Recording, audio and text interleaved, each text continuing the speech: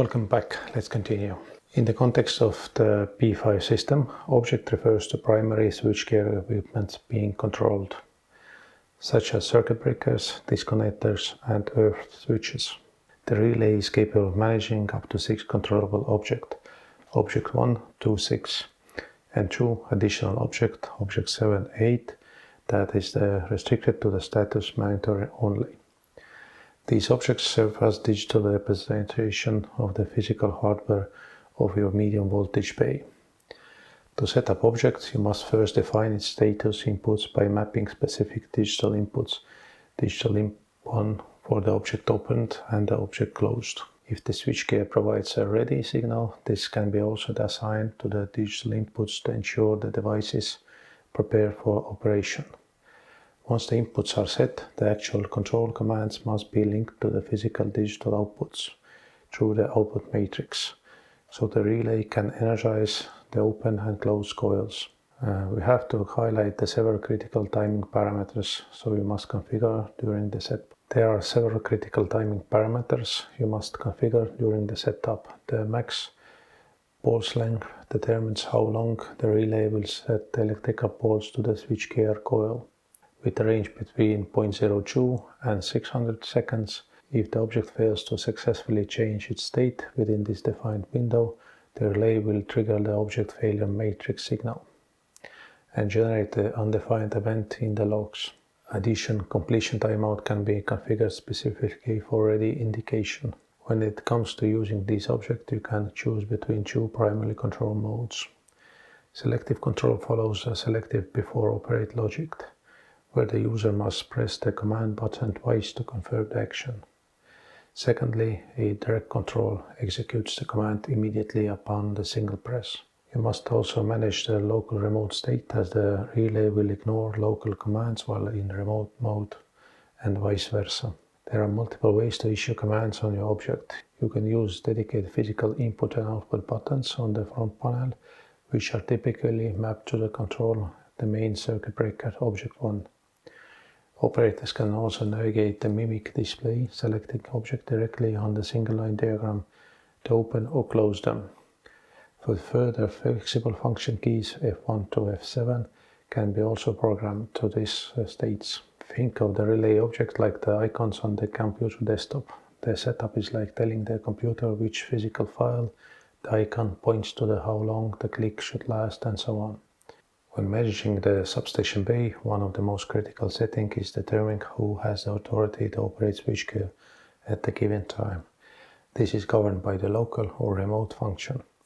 While the relay has physical buttons for this, you can also automate the switchgear using hardware signals. In the configuration settings, this is known as digital input for remote local parameters.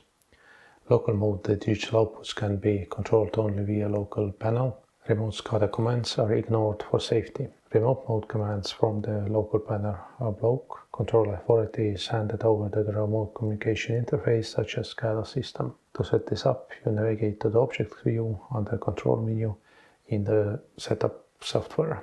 Here you will find field digital input for remote local. By selecting physical digital input or even a virtual input, you assign the specific signal to toggle the relay control state. Typically, the logic follows a simple rule. When that digital is off, the relay is local mode. When the input is on, it switches to remote mode. There is a very important safety detail to remember. If you configure a digital input for this function, the physical local and remote button on the relay's front panel is effectively disabled. If the operator tries to press it, the relay will display an alarm message and remind them that the digital input is currently under control of the mode. You can always check the current state by looking at the top right of the LCD title bar for remote local icons. Why use digital input instead of the button? It allows for substation-wide interlocking.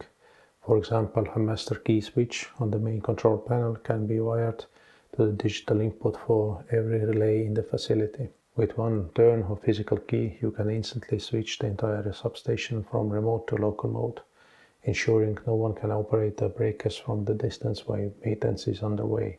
Now we're looking at the specific settings in the P5 logic, the object used for a CB1. In the relay automation, the object is the digital representation of the physical equipment like circuit breakers and disconnectors. Because the relay can control up to 6 different objects, we have to tell it which one is our primary circuit breaker. Let's look how this is configured and why it's matter. In the control object menu of the setup program, you will find the parameter object for use CB. By default, object 1 is typically assigned to the main circuit breaker. This is a critical step because the several advanced relay functions like auto reclosing and the circuit breaker monitoring needs to know which object is supposed to track and operate. One of the most practical reasons for this setup is physical interface. The relay has dedicated close and open buttons from the front panel. Through the object control button settings, you map those physical keys to a specific object. By setting this to the object 1, you ensure that when the operation presses those buttons, the physical toggling of the main breaker, not the secondary disconnector or switching. In our training stand, the primary breaker for bay 1, K01, is identified as 1K0. To make this object 1 fully functional, we have to link it to the correct hardware signals. For status inputs, we map digital 1, for example 1Q0 open, and digital 2 as 1Q0 closed, so the relay knows the breaker position. Control outputs, we use those output matrix to link object 1 open and object 1 close commands to the physical digital inputs that actually energize the breaker's coils. Once the object is correctly defined as the circuit breaker, you must set a max control pulse length. This determines how long the relay sends power to the power coils, typically between 0.02 and 600 seconds. If the breaker doesn't complete the move within this time, the relay triggers object failure alarm, letting you know that the equipment might be jammed or wiring is faulty. Now we are discussing a specific aspect of switchgear management in the system, the circuit breaker truck. While the software setting often refers object 1 as the primary circuit breaker, the physical housing for the breaker is known as the truck. Let's look what object for the truck 1 represents in their configuration. Let's look at what object 1 for truck 1 represents in their configuration and how to relay monitors it. In the medium voltage switchgear, like the training stand, the circuit breakers isn't just bolted in, it's mounted on the withdrawal cartridge called trucks. This allows the breaker to be physically racked out for maintenance or racked in to connect the bus bar.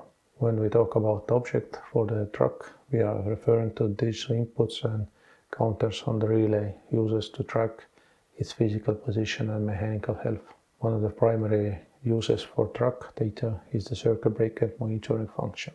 P5 includes a specific rack out counter. This counter is designed to record the number of racking in and out operations performed by the CB truck.